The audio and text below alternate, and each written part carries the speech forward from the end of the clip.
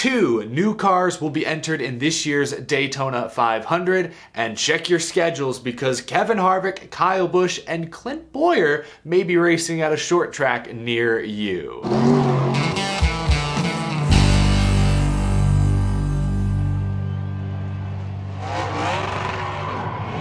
How's it going, y'all? My name is Eric. Welcome to Out of the Groove, midweek edition of the show, and there's enough content to fill at least 2 full episodes. In fact, that's what I may do today. So stay tuned. If I don't get to a topic in this video, I likely will later this afternoon. Anyway, if you're new to the channel, hit that subscribe button so you don't miss that second upload later today. The season's right around the corner and the NASCAR news cycle is practically on fire day in, day out. I appreciate the support. Let's begin with the Daytona 500. We'll start with an announcement yesterday. 23XI Racing confirmed that action sports star Travis Pastrana will drive the number 67 and will attempt to qualify for this year's Daytona 500. This was leaked, reported a few days ago, but yesterday the team made it official. That's awesome. Another splashy new name added to this year's Daytona 500 field. Pastrana spoke to the Associated Press about this opportunity, saying, quote, "As my career gets further to the end, I just really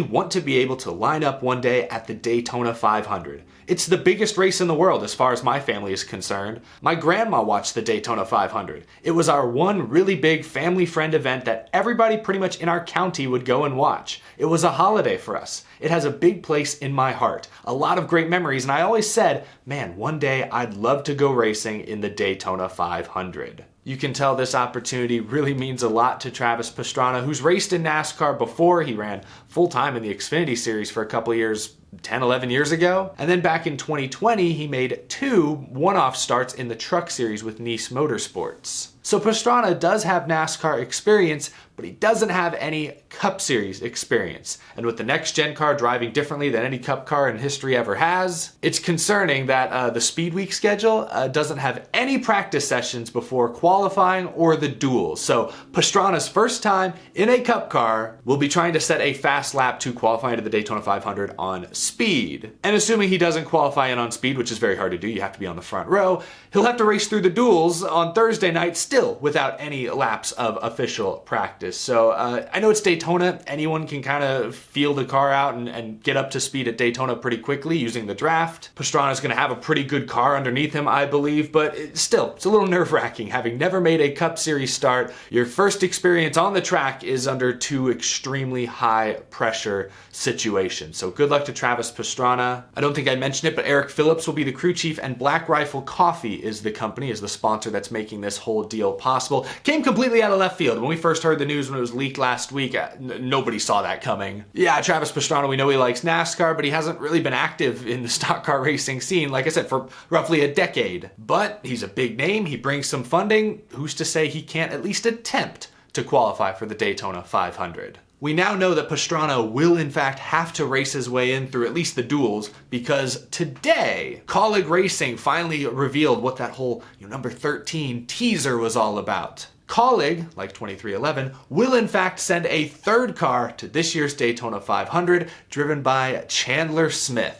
Take a look at the paint scheme, the new sponsor announcement as well. This would be Chandler Smith's first ever NASCAR Cup Series start, should he qualify in. The team also confirmed Chandler Smith will race the first Richmond race, the North Wilkesboro All-Star race, so he'll try to race through the Open at least, and both Talladega and Phoenix in the fall. So they're planning on 5 races, hopefully, for Chandler Smith in Cup this year. He's running full-time in Xfinity, taking over that 16 for AJ Allmendinger, we know that. But Chandler Smith, pencil him onto this year's Daytona 500 entry list. So that now means 5 cars, 5 open cars have been announced for this year's Daytona 500. The 36 chartered entries will be in for sure. We have Jimmy Johnson, Austin Hill with Beard Motorsports, and Zane Smith with Front Row were announced months ago. Safe to assume they're still planning on entering this year's Daytona 500. Travis Pastrana now with 23XI, and Chandler Smith. That's 5. 36 plus 5, that's 41, which means somebody, as things sit currently, will be going home before Sunday. I've been telling y'all, Thursday, February 16th. Save that date. Thursday night, when you get home from work, you get home from school, turn on your TVs, because I think the duels this year will be some can't-miss TV. Very engaging, very intriguing, and consequential. What if Jimmie Johnson doesn't make the Daytona 500? That would be a huge upset. Travis Pastrana in a 2311 car, that would be disappointing. Austin Hill, Zane Smith, Chandler Smith, some young guys with little to no Cup Series experience in some cases, going toe-to-toe with a 7-time champion and potentially a 4-time Indianapolis 500 champion in Helio Castroneves, who, according to Bob Pockrass, is still looking for a Daytona 500 deal. Might get one done with the money team. That's still TBD, but the point is you could have 2 or 3 big-name, veteran, accomplished superstar drivers, Johnson, Pastrana, Castroneves versus Hill, Zane Smith, Chandler Smith, some relative unknowns who've had success in the lower ranks of NASCAR, still trying to earn their place amongst the Cup Series regulars. That's a battle that I cannot wait to watch. I can't wait to cover. So right now, the duels on Thursday night are shaping up to be incredible. I mentioned Helio Castroneves and the money team. We now know that Trackhouse will not be bringing the 91 to Daytona. Justin Marks tweeted this yesterday. We took a hard look at the Daytona 500 with Project 91, but at the end of the day, we decided to focus on the road courses and the 1 and 99 at Daytona.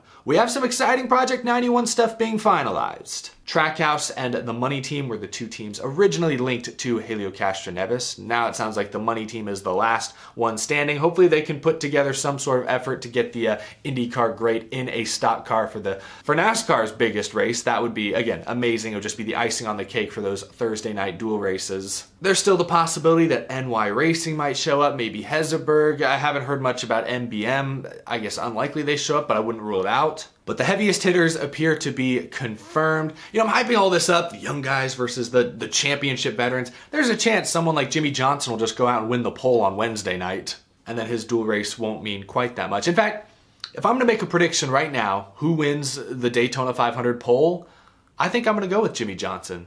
The Chevys almost always seem to have qualifying figured out.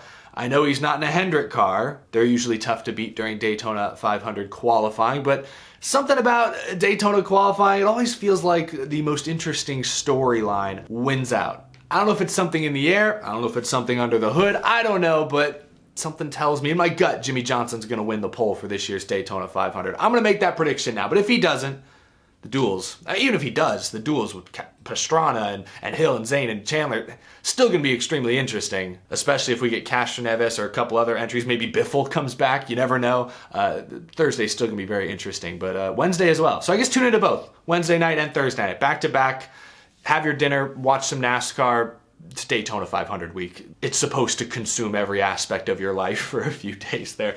Anyway, oh, and I'm sorry, did I mention that this year's Daytona 500 is sold out for the 8th straight year? 101,000 grandstand seats and all of their camping capacity going to be full for this year's race. That's always great news. Anyway, moving on now from Daytona. The Superstar Racing Experience is making some moves. Remember a couple months ago when they announced that they would be moving from CBS to ESPN? Instead of Saturday nights, they would now compete on Thursday nights. They revealed their all-new 6-race schedule. Remember, I said then it was pretty clear what they were trying to do. The tracks on the SRX schedule almost perfectly mirrored the NASCAR schedule. When the SRX is in Stafford, Connecticut, the Cup Series will be in New Hampshire, almost next door neighbors. When the SRX is in Berlin, Michigan, NASCAR is at Michigan International Speedway. And by moving from Saturday night to Thursday night, the week leading up to the NASCAR event, it creates less scheduling conflicts for any active NASCAR drivers who may want to compete in a one-off SRX event here or there. I said it then, it was clear what the SRX was trying to do, and after yesterday and today's announcement,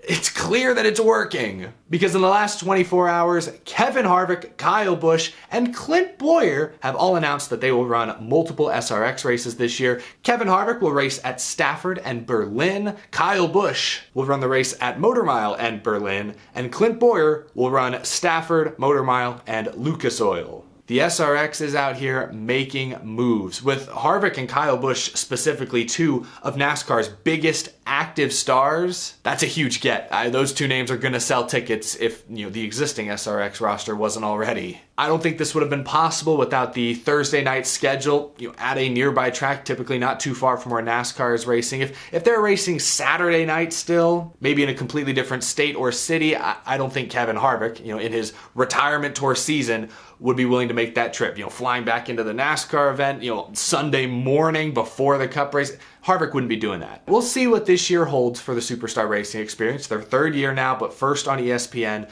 In my opinion, when they were first announced, when they first began, they were kind of a blip on NASCAR's radar. It feels like now they're still kind of a blip, but they're moving closer to NASCAR. Maybe that's me being a little dramatic. I don't believe the SRX will be overtaking NASCAR in any serious way anytime soon, if ever. But NASCAR should absolutely be taking note of what a few former drivers, former crew chiefs, former industry executives were able to put together in a relatively short amount of time. I know CBS wasn't too impressed with the SRX's roughly 1 million viewers per race average, but I was, and I know NASCAR has been very aware of it. Ultimately, I want both the SRX and NASCAR to coexist. The SRX fills a gap in the motorsports market. Mostly retired superstar drivers from various racing series getting together 6 times a year during a relatively slow summer stretch to race at and highlight short tracks that otherwise would likely never receive national attention. It's great for what it is, and I want to see both series continue feeding into one another. Obviously, we've already seen NASCAR feed into the SRX. I mean, the biggest superstars in the SRX, for the most part, became superstars by racing on NASCAR's platform for many years. And there have been active NASCAR drivers racing in the SRX before. Chase Elliott's done it, Ryan Blaney's done it, now you have Busch and Harvick. But the SRX has fed into NASCAR a little bit as well. Marco Andretti won the Season 2 championship and got a one-off Xfinity Series deal. And we've already talked about this a little bit, but if Helio Castroneves does in fact get a Daytona 500 seat for this year, it goes back to the SRX. So I hope both series can peacefully coexist with one another, because if so, I think the fans win. It's a win that we get to see Kyle Busch go wheel to wheel against Tony Stewart once again. It's a win if we get to see Helio Castroneves make a Daytona 500 start. So as long as the two are coexisting, little healthy competition back and forth, us, the fans, are gonna win out. We're gonna continue to see things that we've never seen before or thought we may never see again. So I'm excited for the SRX making these moves. I'm planning to go to at least one SRX race this coming summer. I'm actually looking at that Berlin, Michigan race. I've never been to Michigan. Might double up. I might pull a Kyle Busch and a Kevin Harvick and go see the SRX race and then also go to the Cup race, because never been to Michigan International Speedway either. I gotta see what all the hype has been about. But yeah, share your thoughts down in the comment section below. Harvick, Busch, Boyer, some big names added to the SRX roster. I'm still waiting on Matt Kenseth. I know he's got that important Hall of Fame induction ceremony coming up in a couple of days, but hopefully the SRX is able to pencil him in for a car next year. I'd love to see Matt Kenseth at least make a few more starts, but that's gonna do it for this episode. If you enjoyed this video, please leave it a like. It helps me out a ton. And if you're new and you love NASCAR, be sure to hit that subscribe button. As always, a big thank you to my Patreon supporters who go above and beyond to support the show. I greatly appreciate all of you. Like I said, I will be back probably later this afternoon. There are still a ton of other stories that I didn't get to in this video, but are worthy of their own dedicated segments. So I'll see you again very, very soon. Have a great rest of your morning, y'all.